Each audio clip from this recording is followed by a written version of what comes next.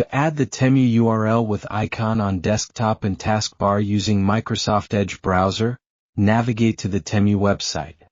Click the three-dot menu in the top right corner of the browser window. Although this option allows you to install the website as an app as well. However, to pin the website on taskbar, bring mouse cursor over the More Tools option. From there, you can choose Pin to Taskbar option. Click Yes on the pop-up dialog. The website shortcut will be instantly added to taskbar on the bottom of desktop screen.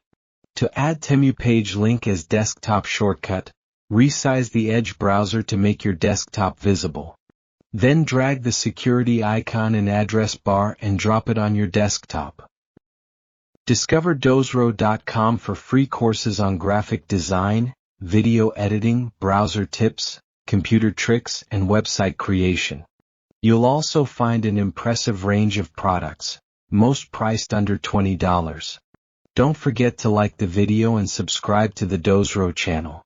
Thank you for watching.